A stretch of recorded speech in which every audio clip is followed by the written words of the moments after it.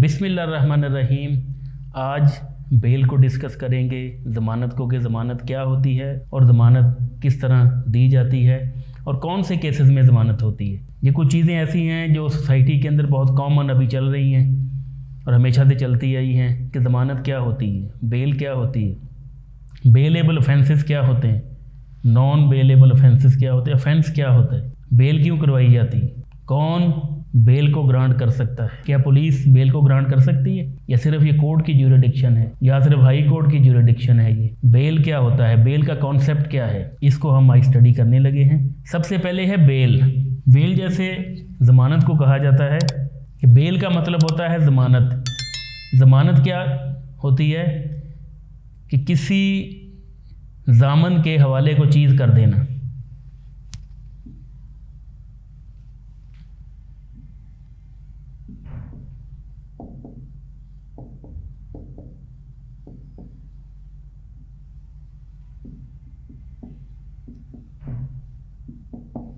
कोई भी ज़ामन उसके हवाले को चीज़ कर देना, इसको ज़मानत कहा जाता है।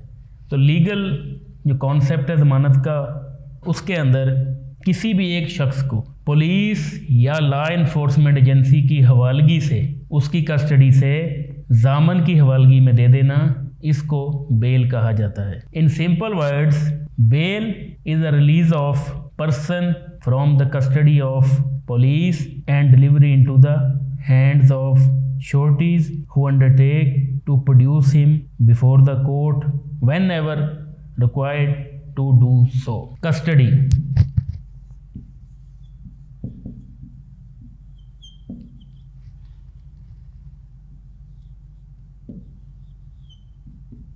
कस्टडी को उर्दू में हवालगी कहा जाता है। हवालगी का मतलब ये होता है जैसे किसी पर्सन को, शख्स को अरेस्ट किया जाता है तो अरेस्ट करने के बाद सबसे पहले उसको हवालात के अंदर बंद कर दिया जाता है। हवालात, इसको सेल कहा जाता है। हवालात के अंदर ज़ेरे हवालगी शख्स होता है इन कस्टडी।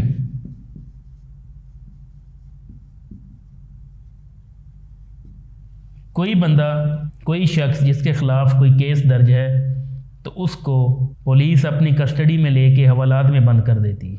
अब कस्टडी हवालगी से उसको किस तरह निकाला जाएगा, उसको किस तरह रिलीज़ किया जाएगा, उसको किस तरह रिलीज़ करवाया जाएगा, तो ये क्वेश्चन उठता है कि कैसे उसको रिलीज़ करवाया जाएगा। इसका सबसे अहम और कानूनी जो जवाब है, इसका जवाब है वो है कि उसकी बेल ग्रांट होगी,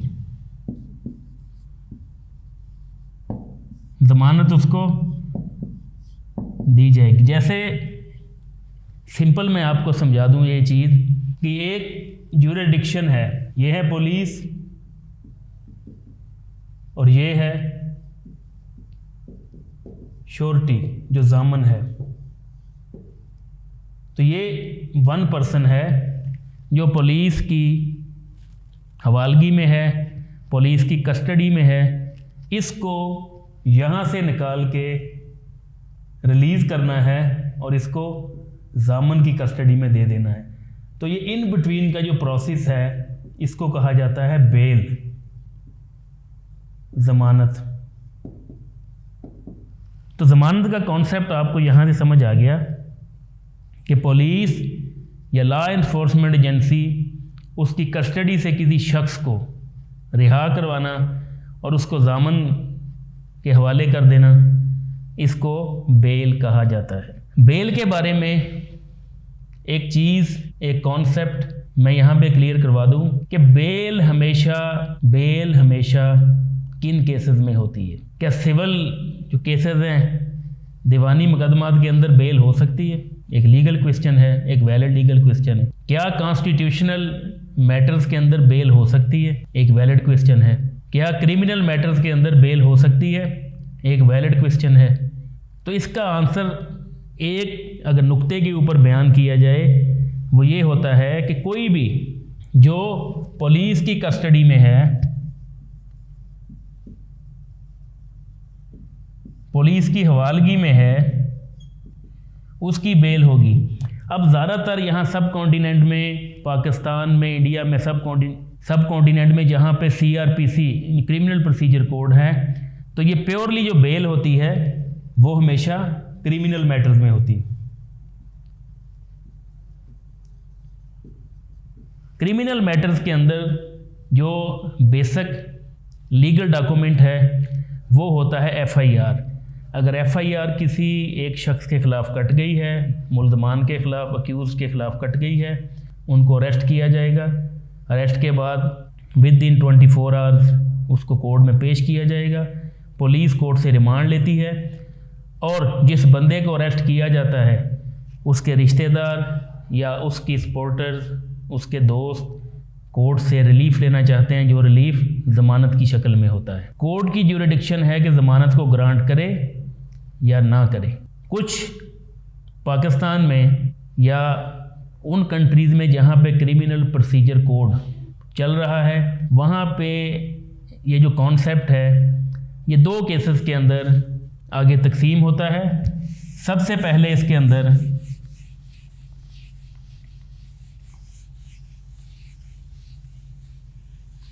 बेलेबल होता है और दूसरा नॉन बेलेबल ऑफेंसेस होते हैं। सबसे पहले बेल, ये फर्दर डिवाइड होंगे बेलेबल और second non bailable.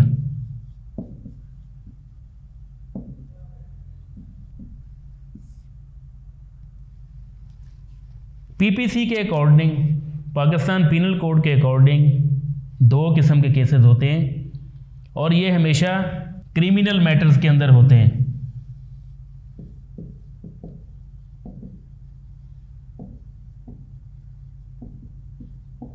Criminal matter फौजदारी, तो बेल हमेशा जनरली फौजदारी केसेस के अंदर ग्रांट की जाती है।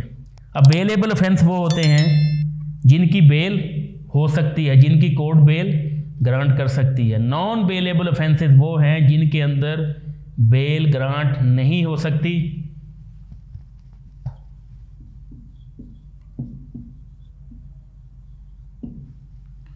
बेलेबल के अंदर बेल कैन बी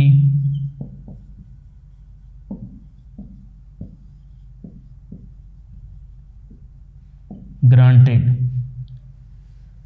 कि कोर्ट बेल को ग्रांट कर सकती है, बेल को दे सकती है। लेकिन अब क्वेश्चन यहाँ से ये एक जहन में आता है, माइंड में आता है, क्या नॉन बेलेबल ऑफेंसेस पे बेल हो सकती है? सोचने की बात है ना, एक वैलिड लीगल क्वेश्चन है। तो नॉन बेलेबल मैटर पे भी बेल हो सकती है अगर अक्यूज्ड एजेड हो या वो वुमेन हो या वो पेशेंट हो।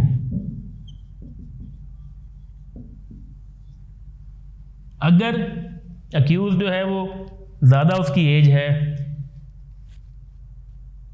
एक एजेड पर्सन है 85, 90, 95 ईयर्स का, या वुमेन है, फीमेल है, या पेशेंट है।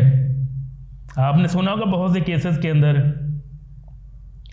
हॉस्पिटल में मरीज़ को दाखिल कर दिया जाता है तो मेडिकल ग्राउंड पे उसकी बेल अलाउ हो सकती है।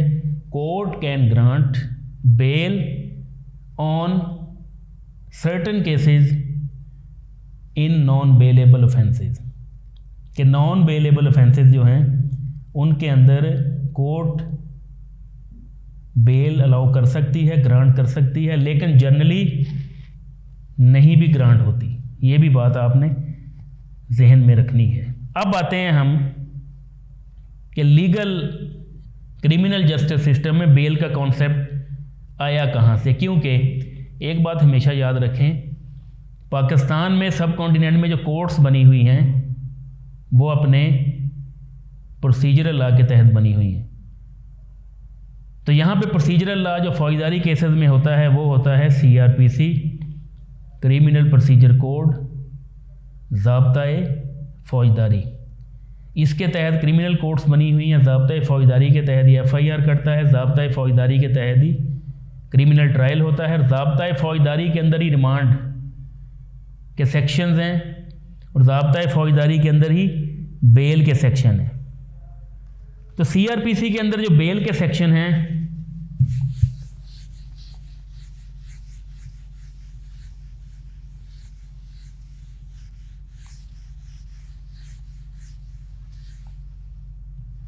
sections of bail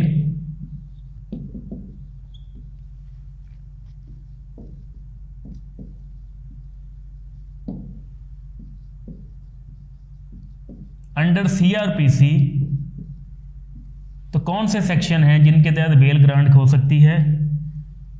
496, 497, 498, ये ज़ाब्ता फ़ौजदारी के सेक्शन हैं।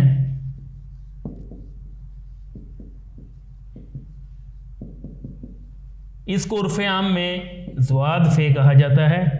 ज़वाद फ़े का मतलब होता है ज़ाब्ता फ़ौजदारी, कि 496, 497 और 498 सीआरपीसी के जो सेक्शन हैं ये बेल को डिफ़ाइन कर रहे हैं, ज़मानत को डिफ़ाइन कर रहे हैं। कि ज़ाब्ता फ़ौजदारी के 496, 497 और 498 जो दफ़ात हैं उसकी इसके सेक्शन हैं, ये बेल को डिफ़ाइन कर रहे हैं, बेल का प्रोसीजर बता रहे हैं ये। इसके बाद बेल के कुछ बेसिक प्रिंसिपल्स हैं कि बेल के ऊपर रिलीज़ कैसे किया जाएगा। The principle underlying release on bail is that an accused person is presumed to law to be innocent till his guilt is proved and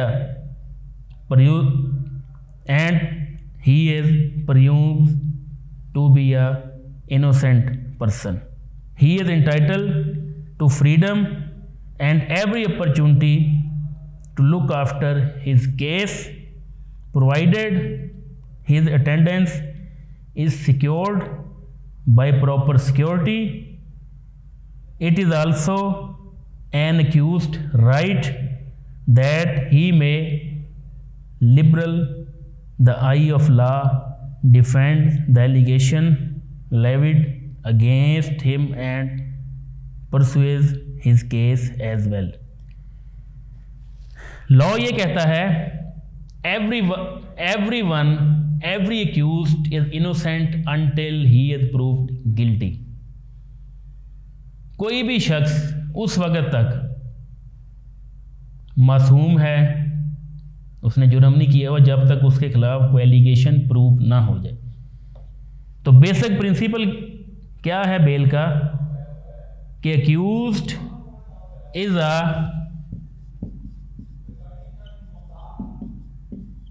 N innocent person, कि मुल्ज़म जो है जब तक उसके ऊपर एलिगेशन कोई साबित ना हो जाए और कोर्ट में साबित ना हो उस वक़्त तक he is not guilty, he is innocent person. अब यहाँ पे क्वेश्चन आता है, यहाँ पे क्या क्वेश्चन आता है कि एफआईआर जब कटती है, किसी पुलिस स्टेशन में एफआईआर जब रजिस्टर होती है, इसके बाद उस अक्यूज़्ड को गिरफ़्तार कर लिया जाता है, अरेस्ट कर लिया जाता है। और अरेस्ट की एक बात मैं आपको यहाँ पे बता दूँ, अरेस्ट मीन अरेस्ट फिज़िकली, किसी की बॉडी को अरेस्ट किया जाता है। इसी वजह से उसको हथकड़ी लगाई जाती है अक्यूज़्ड को कि उसकी बॉडी को अरेस्ट किया जाता है। किसी की रूह को कानून के मुताबिक अरेस्ट नहीं कर सकते, हमेशा बॉडी को अरेस्ट किया जाता है कि फ़िज़िकली बॉडी को पुलिस अपनी कस्टडी में ले, उसको अरेस्ट कहते हैं। तो जब अरेस्ट हो गया बंदा, एफआईआर उसके ऊपर कट गई, तो एफआईआर का कटना ये नहीं बताता कि he is guilty, he is presumed to be a innocent person until allegations proved against him, कि जब तक उसके खिलाफ कोई एलिगेशन प्रूव नहीं होता उस वक़्त तक he is considered to be an innocent person. उसके बाद आती है kind of bail. What are the different kind of bail? some are very common. There are three type of basic bails. First are pre-arrest bail, second is bail after arrest, post-arrest bail, and third is bail after conviction. There are three types of bails. First is pre-arrest bail.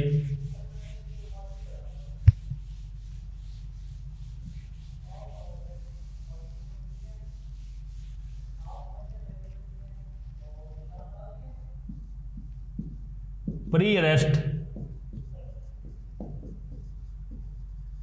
bail. Second is post-arrest bail.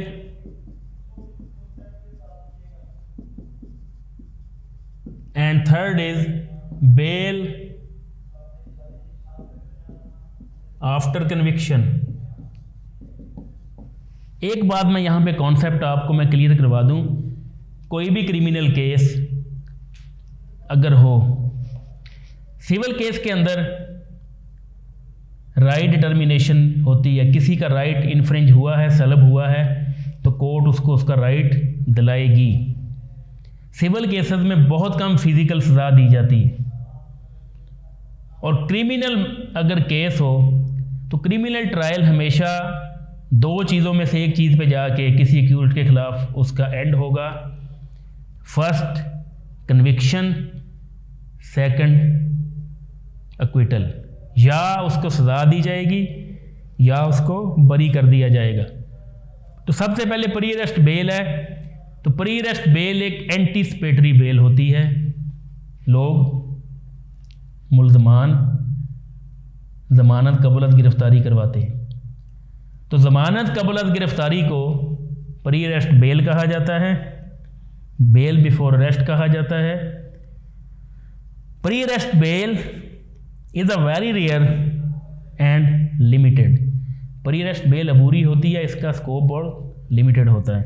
It can be extended in very strong and exceptional circumstances, either based on malafide intentions or enmity. Section 498 of the Code of Criminal Procedure throws light on the topic of pre-arrest bail.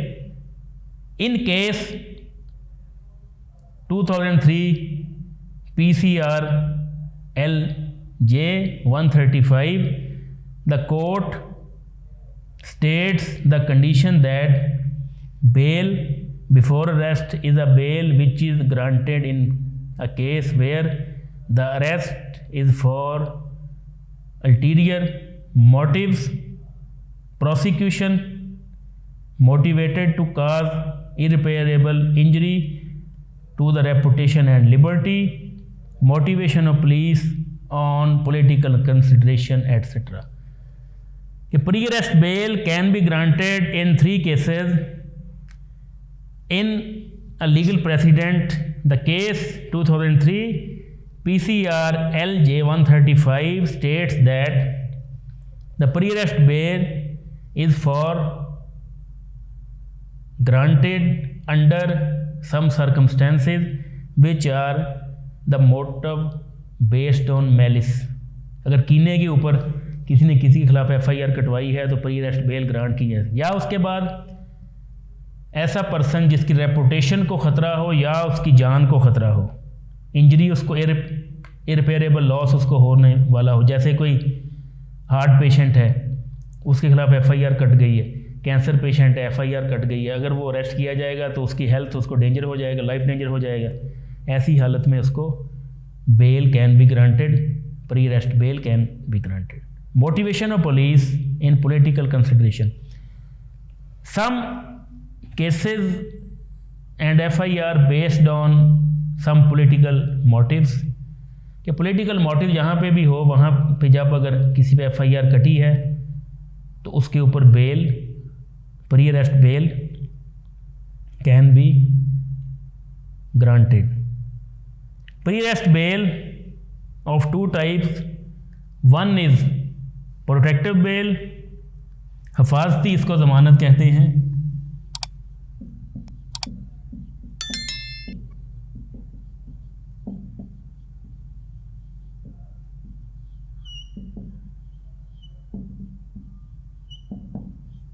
हिफाजती ज़मानत। Protective bail was granted to the accused till a specified date for moving pre arrest bail application before trial court.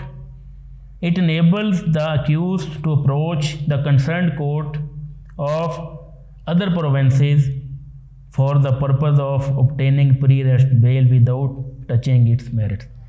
ये अभी कुछ political cases हुए थे, उनके अंदर जो ये प्रोटेक्टिव बेल है वो ग्रांट की गई थी, तो उसमें कुछ लोगों ने प्रोटेक्टिव बेल KPK से ग्रांट हुई थी उनको, और कुछ को सिंध से और कुछ को पंजाब से। इसमें लाजमी नहीं है कि उसी सूबे के रहायशी को मिल जाए। तो ये जो प्रोटेक्टिव बेल है ये होती इसलिए है कि बंदा जो मुल्ज़म है, अक्यूज्ड है, वो कोर्ट में आ जाए और कोर्ट से आने से पहले उसको गिरफ़्तार नहीं किया जाए, कोर्ट में वो सरेंडर करने आता होता है। और इसके अंदर केस के मेरिट को प्रोटेक्टिव बेल में नहीं देखा जाता। सेकंड जो है वो है direct approach to high court. The high court has power under section 498 Criminal Procedure Code to make an order that a person who is suspected of an offence for which he may be arrested by a police officer or a court shall be admitted to bail। High court के पास power होती है क्योंकि high court एक constitutional court है, तो high court supreme court they are the custodian of the constitution, तो इसके अंदर राइट को देखा जाता है, तो high court can grant protective bail. Second है कि bail after arrest, post arrest bail, कि गिरफ्तारी के बाद जो बेल होती है वो ज़मानत बाद अज़ गिरफ्तारी होती है। ज़मानत बाद अज़ गिरफ्तारी,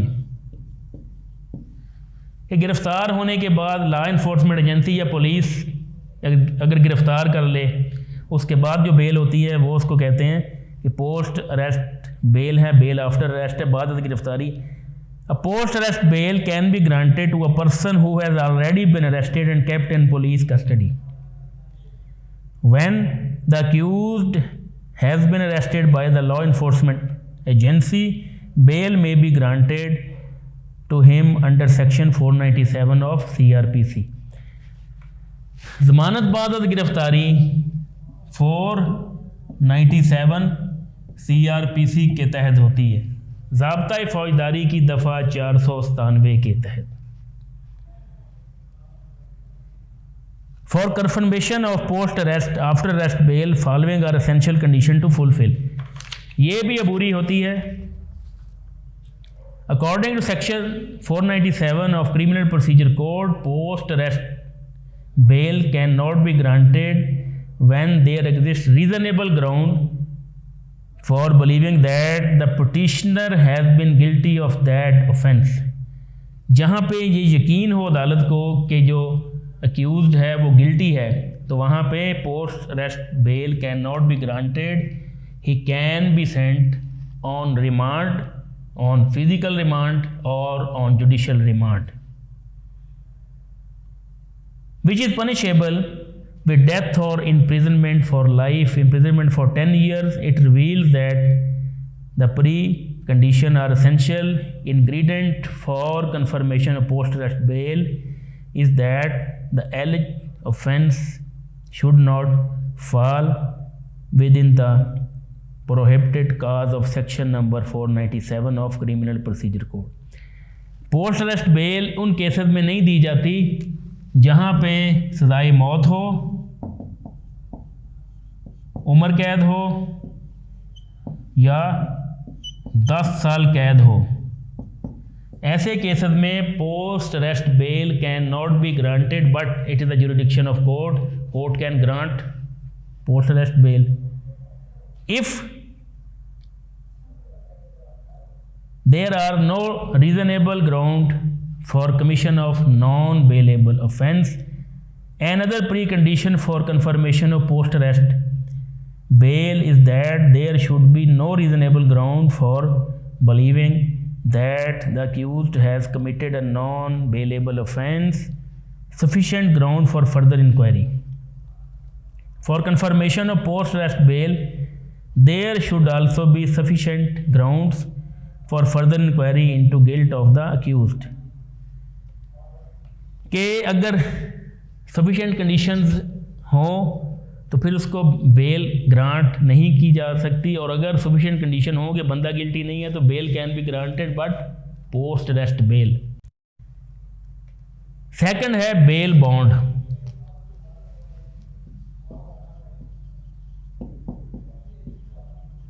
बेल बॉन्ड मीन मुचलका। आप सुनते हैं कि अदालत ने 10 लाख मुचलकों के एवज अक्यूज्ड को, मुलज़म को रिहा करने का हुक्म दे दिया। तो इसका मतलब होता है कि सिक्योरिटी कोर्ट अपने पास रखेगी और जो ज़ामन होगा उसके नाम के ऊपर उतनी मालियत की जायदाद होनी चाहिए, और वो जायदाद के कागज़ जो है वो सिक्योरिटी के तौर पे कोर्ट कस्टडी में रखा के ज़ामन अक्यूज़ की ज़मानत ले सकता है। इसको मुचलके कहा जाता है।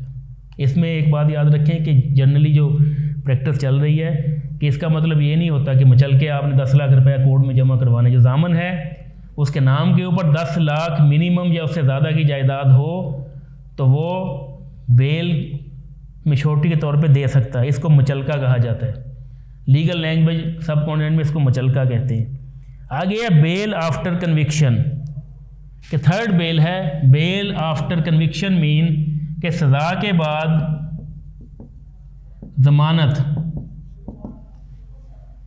It is granted when after conviction of accused the appeal has been accepted for hearing and the court observed that there are grounds for the release of the accused, therefore it accept the bail petition and allow bail also under section 426।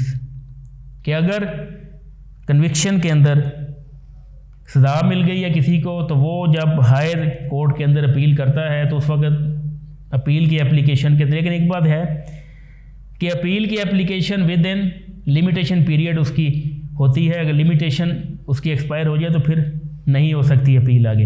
Appeal की हालत में भी उसको bell grant हो जाती है। और हमारे जो प्रैक्टिस चल रही क्रिमिनल जस्टिस सिस्टम में इसके अंदर ये 3 बेल जो हैं ये बहुत ज़्यादा चलती हैं प्रैक्टिस में। एक pre arrest bail, post arrest bail और बेल आफ्टर कन्विक्शन। ठीक, उसके अंदर इसकी कुछ कंडीशंस हैं। Who may be released on bail after conviction under section 426(1)(a)।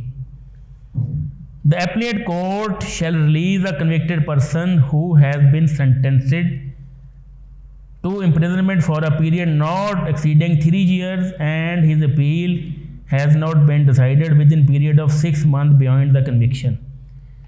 के एप्लीट कोर्ट के अंदर 6 महीने से ज़्यादा टाइम गुजर गया है और उसकी सज़ा 3 साल की है, और ऐसी हालत में कोर्ट जो है वो बेल ग्रांट कर सकती है, पोस्ट अरेस्ट बेल।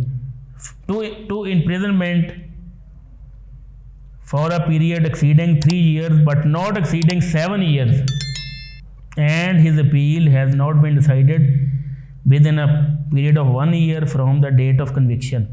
कि अगर सज़ा जो है वो 3 साल से ज़्यादा है लेकिन 7 साल से कम है और उसकी अपील के ऊपर गिवन पीरियड में फ़ैसला नहीं हुआ तो ऐसी हालत में उसको बेल के ऊपर रिहा किया जा सकता। थर्ड है to imprisonment for life or for a period exceeding 7 years and his appeal has not been decided within a period of 2 years from the date of conviction।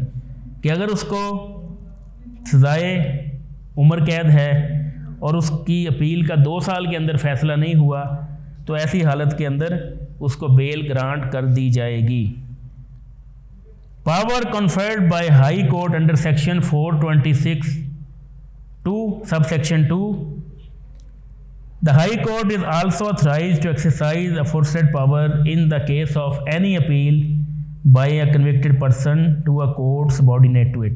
High Court appeal की सूरत में जो भी उसकी subordinates courts, high court की subordinate courts lower courts होती हैं, और पाकिस्तान और इंडिया के अंदर लोअर कोर्ट जो है इसके अंदर जो क्रिमिनल कोर्ट है वो होती है डिस्ट्रिक्ट एंड सेशन कोर्ट।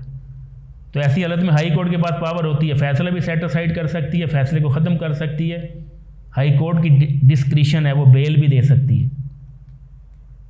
तो इसके बाद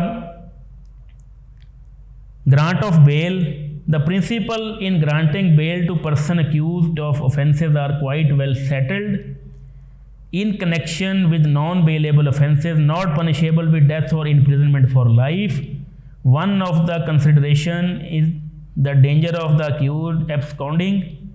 If considering this danger, the court has to consider the weight of the evidence against the accused, the nature and gravity of the charge, and severity of the degree of punishment that might follow.